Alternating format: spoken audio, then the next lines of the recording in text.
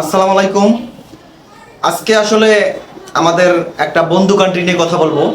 যে আমাদের সবচেয়ে কনস্ট্রাকশন সাইডে যে কান্ট্রিটা হেল্প করে এবং আমাদের রিকনস্ট্রাকশন যে ঢাকার সিটি যে সৌন্দর্য বর্ধনে যারা সবচেয়ে বেশি হেল্প করে তাদের সম্পর্কে কথা বলবো। বলেন তো কার সম্পর্কে কথা বলবো, কোন দেশ সম্পর্কে কথা বলবো? অবশ্যই বুঝে গেছেন, আমাদের বন্ধু রাষ্ট্র জাপানের সম্পর্কে কথা বলবো। তো পুরো ভিডিওটি অনেক ইনফরমেটিভ হতে যাচ্ছে এবং আপনি শেয়ার করেন এবং সাবস্ক্রাইব করেন, কারণ আপনি একটা শেয়ারের কারণে আজকে কিন্তু একজন ফাইল রেডি করতে পারতে পারেন। কারণ আজকে বলবো কিভাবে জাপানের ফাইল আপনি রেডি করবেন। তো প্রথমেই আসি জাপানের যে বিষয়টা, আপনার সিইও আপনি পেয়েছেন কিনা এই কোশ্চেন আমি বললাম। আপনি যদি সিইও পেয়ে থাকেন তাহলে আপনি আমার সাথে যোগাযোগ করেন। বুঝতে পারছেন? এলিজিবিলিটি লেটার আর কি, সিইও এলিজিবিলিটি লেটার, যেটা হয়েছে ভিসার অর্ধেক। আপনি যদি এলিজিবিলিটি লেটারটা পেয়ে যান তাহলে আপনি মনে করবেন অর্ধেক ভিসা আপনি পেয়ে গেছেন। বুঝতে পারছেন? মানে একটা অ্যাপয়েন্টমেন্ট লেটার আপনাকে দিয়ে দিল জাপানের যে আপনার ফাইন মিনিস্ট্রি থেকে। তো আমি সিইও পাওয়ার পরে আপনারা কি করবেন আমি সেটা বলবো, আর সিইও কিভাবে পাবেন সেটা আমি পরবর্তীতে আরেকটা ভিডিওতে আলাপ করবো। আপনি আজকে সিইও পাওয়ার পরে কি করবেন সেটা সম্পর্কে কথা বলবো। তো সিইও কি? Certificate of eligibility. তো সিইও যখন আপনি পেয়ে যাবেন তখন সিইওর সাথে আরও কিছু ডকুমেন্টস আপনাকে জাপান থেকে পাঠাবে। অবশ্যই আপনার রিলেটিভ বা যে কেউ আপনাকে কিন্তু সেটা পাঠাবে, অথবা আপনাকে কোম্পানি, যে কোনো কোম্পানি আপনাকে পাঠাবে। তো আমি একটু সংক্ষেপে বলি জাপানের ইনকাম বা জাপানের সোর্স, জাপানের আপনি যদি একজন যে যান তাহলে কীরকম বেতন পেতে পারেন সেই সম্পর্কে একটু কথা বলবো। তো দেখেন, জাপান আসলে এশিয়ার একটা কান্ট্রি হইলো, যদিও টাকার মান আমাদের চেয়েও কম। মানে আমাদের 1,000 টাকা, ওদের ধরেন 700 থেকে 800 এর মাঝামাঝি কোনো একটা টাকা হবে। তো আপনি যদি চিন্তা করেন যে আমাদের দেশের চেয়েও টাকার মান একটা দেশে কম, কিন্তু সেই দেশে আপনার পার আওয়ার মানে 1 ঘন্টা মজুরির মূল্য 1,000 তাদের দেশের টাকা। বুঝতে পারছেন? তো আমাদের দেশে কিন্তু সারাদিন ইনকাম করেও কিন্তু 700 টাকা অনেকে পায় না, অনেকে। তো তাদের দেশে কিন্তু 1 ঘন্টা ইনকাম করেই বাংলাদেশে 700 টাকা পায়। তা আপনি এটা মনে করেন যে একজন রিস্কালার পার মান্থ স্যালারি মিনিমাম ধরেন 4 থেকে 5 লাখ টাকা, তাহলে বাংলাদেশের 3 লাখ টাকা। রিস্কা বাংলাদেশের মধ্যে কিন্তু পায়ের রিস্কা নেই, ওদের কিন্তু হাতের রিস্কা, হাতের। বুঝতে পারছেন? তো এটা একটা বিলাসিতা জাপানে, আসলে টোকিওতে বা বিভিন্ন সিটিতে এটা একটা বিলাসিতা। তো অনেক হাই রেঞ্জ। যদি হাই রেঞ্জ কেন হবে না, আমি একটু অন্য কথা বলতেছি। কেন হবে না? আপনারা যদি চিন্তা করেন যে আমাদের দেশে চাইলের দাম হয়েছে কত, 70 টাকা। আমি কারো সমালোচনা করতেছি না। যদি আমার আজকে স্যালারি যদি 1 লাখ টাকা থাকতো বা 2 লাখ টাকা থাকতো, আমার 70 টাকা কোনো ব্যাপারই না।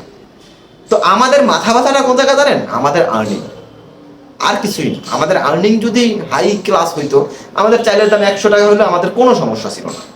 এই কারণেই আমার মাথা ব্যথা, আমাদের সেটা কেটে খাওয়া মানুষ, আমাদের এই চাইল্ড ডাইল নিয়ে, আমাদের কথাবার্তা, তেল নিয়ে কথাবার্তা। এই কারণে আজকে যদি একজন রিস্কালার পার মান্থ স্যালারি 1 লাখ টাকা হইতো, সে কোনোভাবেই বলতো না চাইলে কিন্তু 70 টাকা কেন। তো এই জন্য ও জাপানের কথাটা বলতেছি কেন, যে জাপানে ইনকাম অনেক বেশি, তার জন্য তাদের খরচও অনেক বেশি। খরচ বেশি হলে সমস্যা নেই। আমার 1 লাখ ইনকাম থাকলে 50,000 টাকা খরচ করলে সমস্যা নাই, 60,000 টাকা খরচ করলে সমস্যা নাই, কারণ আমি ইনকাম আছে, আমি খরচ করতেছি। তো এই বিষয়ে কথা আর বলবো না, আমি চলে যাই কিভাবে, খুবই সংক্ষেপ। এটা খুবই অত বেশি ডকুমেন্টস নেই, কারণ জাপানে আপনাকে অনেক বেশি কিছু করতে বলবে না। আপনি যখন সিইও পেয়ে যাবেন তাহলে আপনি মনে করেন যে আপনি ভিসা পেয়ে গেছেন, এরকম একটা ব্যাপার। মানে পান না আর কি, এরকম একটা ব্যাপার আর কি। মানে সিইও পাইলে আপনি ধরেন 100 জনের মধ্যে 90 জন ভিসা পেয়ে যায়। তো সিইও পাওয়ার পরে আপনি কি করবেন, যে ভালো একটা মানুষকে দিয়ে, মানে একজন কম্পিউটার অপারেটর অথবা এক্সপার্ট যারা এই বিষয়ে জানে, যেমন আমি এই বিষয়ে এক্সপার্ট, আমি অন্তত এই যাবৎ 10 থেকে 12টা আপনার সিইও পাওয়ার পরে আমার কাছ থেকে ফাইল রেডি করে নিয়ে গেছে। আপনিও যদি চান যে সিইও পেয়েছেন কিন্তু ভালো লোক পাচ্ছেন না যার কাছ থেকে ফাইল রেডি করবেন, আমি আপনাকে খুবই অল্প টাকায়, খুবই অল্প টাকায় আপনাকে পুরো ফাইলটা রেডি করে দেবো, যাতে আপনার কোনো ভুল হবে না ইনশাআল্লাহ। তো আপনাকে কি করতে হবে? প্রথমেই আপনি যদি নিজে নিজে করতে চান তাহলে আপনাকে প্রথমেই যেটা করতে হবে, আপনাকে একটা অ্যাপয়েন্টমেন্ট লেটার নিতে হবে। জাপান এম্বাসি কিন্তু অ্যাপয়েন্টমেন্ট ছাড়া কারোর সাথে দেখা করে না বা কারো ফাইল নেয় না। তো আপনি যদি সেই একটা মেইল করতে হবে আপনার নিজের মেইল দিয়ে। তা জাপান এম্বাসির ওয়েবসাইটে যাবেন, ওয়েবসাইটে গিয়ে একটা ফর্ম পাবেন, একটা এক্সেল ফাইলের ফর্ম পাবেন। ওই ফর্মটা আগে ডাউনলোড করবেন, ডাউনলোড করে দেখবেন যে একটা ফিল আপ করা আছে। আমি এটা দিলাম না কেন, দিলে পরে একটা কপিরাইট আসে। আর যদি কেউ চান ওই এক্সেল ফরম্যাটটা, আমি আপনাকে এক্সেল ফরম্যাটটাও দিয়ে দেবো। তো ওই এক্সেল ফরম্যাটে প্রথমে আছে পাসপোর্ট নাম্বার, তারপরে নাম, তারপরে নাম, তারপরে passport number, date of birth, অনেক কিছু আছে। তারপর আছে আপনি কবে এম্বাসি ফেস করতে চান, কবে ওখানে যেতে চান, এগুলো সবই ওইখানে লেখা আছে। এবং এটা দিয়ে আপনাকে একটা মেইল করতে হবে। তো মেইলের ফরম্যাটটা আমি দিয়ে দিব, আপনারা যদি চান আমার কাছে নিতে পারেন, অসুবিধা নেই, আমি ডেসক্রিপশন বক্সে দিয়ে রাখবো। তো মেইল করলে তারা একটা ডেট দিবে, ঠিক আছে? অবশ্যই আপনি কিন্তু তার পরের ডেটে আপনি আইটিনারি বলতে আপনি বিমান টিকিট কাটবেন, বিমান টিকিট কেটে রাখবেন। আজকে যদি জমা দেন আপনার তো 1 মাস পরে বিমান টিকিট ডেটটা দিয়ে রাখবেন।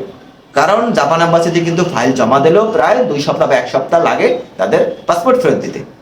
তো প্রথমেই আপনি অ্যাপয়েন্টমেন্ট নেবেন, অ্যাপয়েন্টমেন্ট নিয়ে ওই ওয়েবসাইটেই আপনি ভিসা অ্যাপ্লিকেশন ফর্ম পাবেন। এটা কিন্তু ম্যানুয়াল, বুঝতে পারছেন?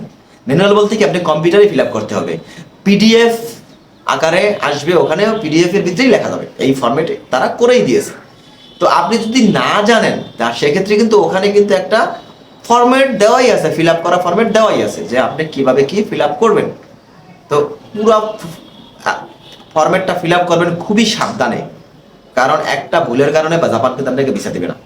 কারণ জাপানের বিষয়টা জানেনি, তারা খুবই সেন্সিটিভ, তারা কিন্তু খুবই সেন্সিটিভ, মানে কোনো ভুল তারা অ্যাকসেপ্ট করে না যে কোনো বিষয়। ওখানে তারা এখানে জাপানের যে অ্যাড্রেস দিতে বলে, বাংলাদেশে একজন রেফারেন্স অ্যাড্রেস দিতে বলে, নাম, পাসপোর্ট নাম্বার, এক্সপায়ার ডেট, ওইখানে আপনাকে কে স্পন্সর করলো, এগুলা, তার ঠিকানা, তার নাম, তার সাথে আপনার রিলেশন কি, সব কিছুই কিন্তু খুবই মানে অথেন্টিক এবং নির্ভুলভাবে করতে হবে।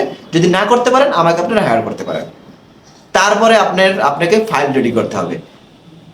এখন কিন্তু বর্তমানে আপনাকে, এখন আমি জুলাই মাসের কথা বলতেছি, আগে ছিল কি 2 কপি নিয়ে যাইতে হইতো, 1 কপি আপনাকে দিয়ে দেবে অরিজিনাল কপি, আর ডুপ্লিকেট কপি রেখে দেবে। এখন বর্তমানে তারা 1 কপি রাখে, যে ফটোকপি রাখে, তাদের কাছে ইয়া করতে হয়। আর আপনাকে তাদের একটা সুবিধা আছে, আপনি যদি অ্যাপয়েন্টমেন্ট ডেটে যদি সব কাগজপত্র যদি নাও নিতে পারেন, তারা কোনো একটা ডকুমেন্ট যদি মিস্টেকও হয়ে যায়, তাহলে তারা কিন্তু বলে আবার আপনার অ্যাপয়েন্টমেন্ট অমুক ডেটে আপনি সেই ডকুমেন্টসটি নিয়ে আসবেন, বুঝতে পারছেন?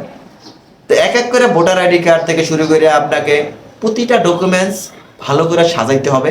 সাজাইয়া আপনাকে একটা ফাইল করতে হবে। কোনো ডকুমেন্টস কিন্তু স্ট্যাপলার মারা যাবে না, আবারও বলি, কোনো ডকুমেন্টস স্ট্যাপলার মারা যাবে না। আপনি একটা ফাইল কিনবেন, এই ফাইলের মধ্যে 2টা ফাইল করবেন, একটা অরিজিনাল কপি, একটা ফটোকপি। তো 2টা ফাইল করে নিয়ে যাবেন, বুঝতে পারছেন? ছবি কিন্তু অবশ্যই আপনাকে ল্যাব প্রিন্ট হতে হবে, কম্পিউটার প্রিন্ট কোনোভাবেই অ্যাকসেপ্টেবল না, এই ভুল করবেন না। অবশ্যই ল্যাব প্রিন্ট করে নিয়ে যাবেন। ল্যাব প্রিন্ট করে নিলে কি হবে, তারা কিন্তু আপনাকে মূল্যায়ন করবে, বুঝতে পারছেন? তো আপনি ওয়েট করবেন, কারণ জাপান কিন্তু 1 থেকে 2 সপ্তাহ সময় নিয়ে থাকে তাদের ভিসাটা অ্যাপ্রুভ করতে। আর সিইও পাওয়া মানে আপনি কিন্তু অর্ধেক ভিসা পেয়ে গেছেন। আর সিইও কিভাবে পাবেন এর রিলেটেড ভিডিও আসবে, আপনি সাবস্ক্রাইব করে রাখেন। কিভাবে জাপান চলে যাবেন, জাপান কিন্তু খুবই অল্প টাকা যেতে পারবেন। আপনি বেশি হলে বাংলাদেশি টাকায় পাসপোর্ট ভিসা ছাড়া 50,000 টাকার মতন খরচ হবে, মানে বিমান ভাড়া ছাড়া। এর আশেপাশে কম বা বেশি আমি বলবো, সঠিক তথ্যটা আমি এখন বলবো না, ঠিক আছে? আপনি যখন আমার সাথে যোগাযোগ করবেন তখন আমি বলবো ইনশাআল্লাহ। তো আজকের জাপান রিলেটেড ভিডিও এ পর্যন্ত। যদি মনে করেন ইনফরমেটিভ, আপনি শেয়ার করবেন, সাবস্ক্রাইব করবেন। আল্লাহ হাফেজ।